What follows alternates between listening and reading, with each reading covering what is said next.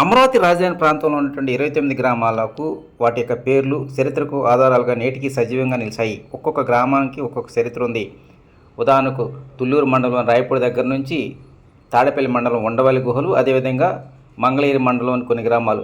ఆ గ్రామాల చరిత్ర అనేటువంటిది అప్పటికి ఇప్పటికీ సజీవంగా నిలిచాయని చెప్పాలి. ప్రస్తుతం మీరు చూసినటువంటి మల్లేశ్వర స్వామివారి ఆలయం అనేటువంటిది మంగళగిరి మండలం నిడమరు గ్రామ శివారులో ఉంది. ఈ గ్రామానికి ఎంతో ఘన చరిత్ర ఉంది. ఈ గ్రామానికి అందరికీ నీడనిచ్చేటువంటి గ్రామంగా పేరుంది. ఇప్పటి నిడమరు ఒకప్పటి నీడమరుగా పేరుందని గ్రామస్తులు చెప్తూ ఉన్నారు. అమరావతి రాజధాని ప్రాంతానికి వెళ్లాల్సినటువంటి ఎవరైనా సరే, ఉద్యోగస్తులు కావచ్చు, ప్రజాప్రతినిధులు కావచ్చు, సాధారణ ప్రజానికి ఎవరికైనా సరే ఇది సెంటర్ ఆఫ్ విలేజ్గా చెప్పుకోవచ్చు. మంగళగిరి నుంచి నిడమరు మీదుగా కొర్రగల్లు, బేతపూడి, ఐనువోలు, నీరుకొండ, వెలగపూడి వెళ్ళాలంటే మాత్రం ఈ నిడమరు గ్రామం అనేటువంటిది సెంటర్ ఆఫ్ పాయింట్గా ఉందని చెప్పుకోవచ్చు. పూర్తిగా వ్యవసాయ ఆధారిత ప్రాంతమైనటువంటి నిడమరు గ్రామానికి మల్లెపూల సాగులో మాత్రం ప్రత్యేకత ఉంది. వాస్తవానికి ఈ మల్లెపూల సాగు అనేటువంటిది మిగతా ప్రాంతాల్లో సంవత్సరంలో కొన్ని నెలలు మాత్రమే పండిస్తారు. కానీ ఇక్కడ సంవత్సరంలో 10 నెలల పాటు ఈ మల్లెపూ సాగు అనేటువంటి ఇక్కడ పండించిన ప్రత్యేకత. సంవత్సరంలో అంటే 360 రోజుల పాటు ఎలాంటి విరామం లేకుండా పూలు, మిరప, పత్తి సాగు అనేటువంటిది ఈ గ్రామానికి ప్రత్యేకత. ఇతర ప్రాంతాలకే పూల సాగులో ఈ నిడమరు గ్రామం ఆదర్శంగా నిలిచింది. గ్రామానికి నలువైపులా ఎటు చూసినా పచ్చని చెట్లతో స్వాగతం పలుకుతూ అందరి దృష్టిని ఆకర్షిస్తూ ఉంది. ఇక వ్యవసాయ రంగంలో మరీ ముఖ్యంగా సుదూర ప్రాంతాల నుంచి వచ్చేటువంటి కార్మికులకు ఉపాధి కల్పిస్తూ అందరికీ ఆదర్శవంతంగా నిలిచింది ఈ నిడమరు గ్రామం. సంవత్సరం పాటు 3 పంటలు పండించేటువంటి ఏకైక గ్రామం తమ ఒక్కరిదేనని సగర్వంగా చెప్పుకుంటున్నారు ఈ గ్రామ రైతులు.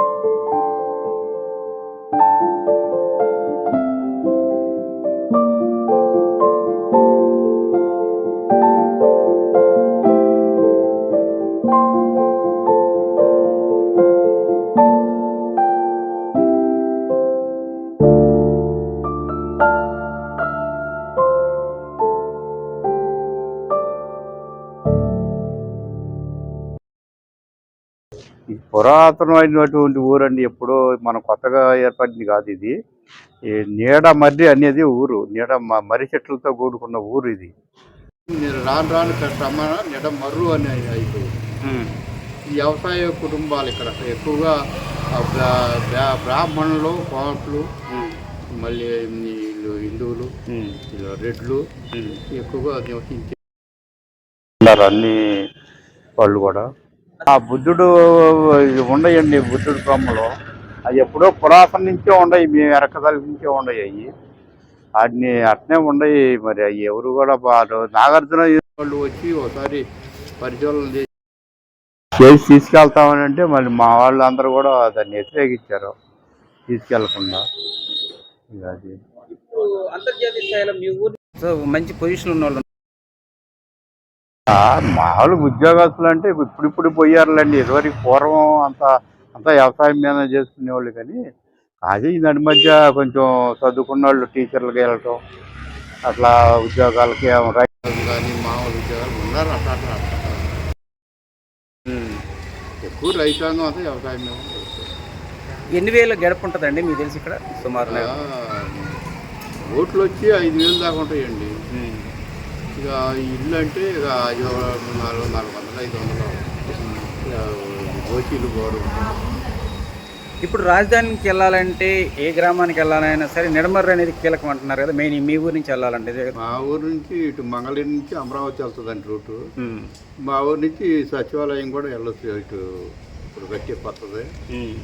ఇటు నుంచి గుంటూరు కూడా వెళ్ళొచ్చు. మా ఊర్లో డైరెక్టర్ ఒకడు ఉన్నాడు, విద్యాసాగర్ రావు అని. మా ఊరి నుంచి వెళ్ళారు, మద్రాసులో స్థిరపడ్డారండి. వాళ్ళ ఫోటోగ్రాఫర్ కానీ దర్శకత్వం చేసేవాళ్ళు విద్యాసాగర్ రావు అని, శ్రీనివాస రెడ్డి వాళ్ళు ఉన్నారు. అప్పుడెప్పుడు మా మద్రాసు పోయి వాళ్ళు.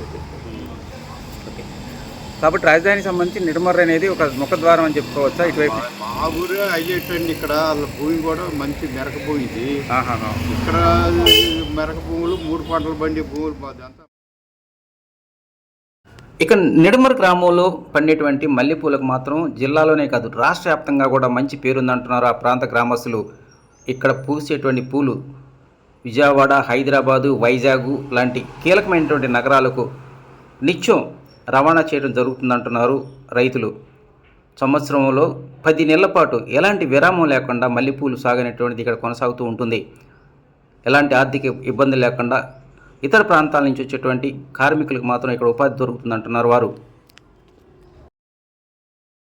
ఏంటండి అసలు నిడమర్రు గ్రామానికి ఉన్న ప్రత్యేకత ఏంటి అసలు వ్యవసాయ పరంగా కానీ ఇలా కానీ?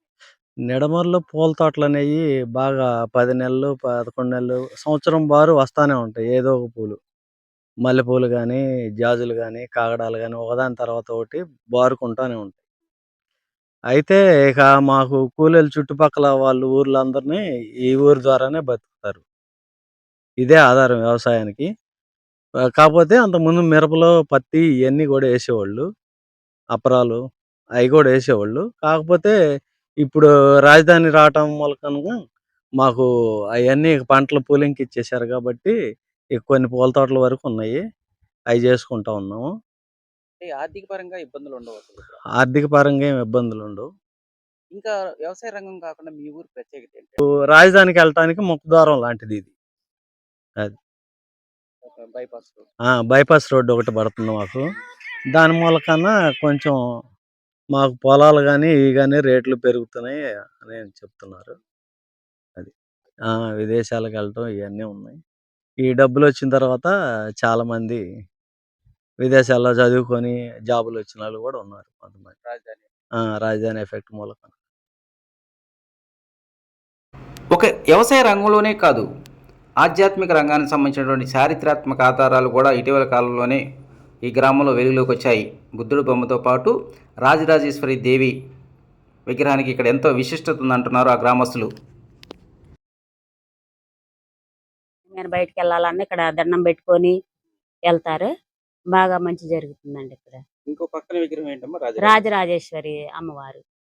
ఇప్పుడు ఈ ఊర్లో ఈ రాజరాజేశ్వరికి కానీ బుద్ధుడికి కానీ ఏంటమ్మా ఈ ఊరికి బంధం ఏంటి అసలు ఇది తెలిసినంత వరకు చరిత్రలో ఏంటి అసలు ఈ ఊరికి సంబంధించి? అంటే ఈ ఊరిని కాపాడడానికి ఈ చివరన వేశారని చెప్తున్నారు సార్. అమ్మవారు అమ్మవారు బుద్ధుడి విగ్రహం ఊరిని కాపాడటానికి ఇక్కడ పెట్టారని అనుకుంటున్నారు. అంటే మీరు మీ తాతల ముందు కూడా ఉందంట. అంటే బాగా పూజలు చేస్తుంటారు. కార్యక్రమైన పెళ్లిళ్ళకైనా దేనికైనా ఏ ఫంక్షన్కైనా ముందర వచ్చి ఇక్కడ పూజ చేసుకొని తర్వాత వాళ్ళని ఇంట్లో పని మొదలు పెట్టుకుంటారు. ఇక్కడికి ఏంటమ్మా సంబంధం? ఇక రాజధాని నగర ప్రాంతంలో రాష్ట్ర ప్రభుత్వం ఎంతో ప్రతిష్టాత్మకంగా తలపెట్టినటువంటి నవనగరాల్లో ఎలక్ట్రానిక్ నగరం అనేటువంటిది ఈ నిడమర్రు గ్రామ పరిధిలోనే ఉంది. రానున్న కాలంలో సాఫ్ట్వేర్, హార్డ్వేర్ సంబంధించి ఉత్పత్తి రంగంలో ఈ గ్రామం అనేటువంటిది ఓ వేదికగా మారనున్నది.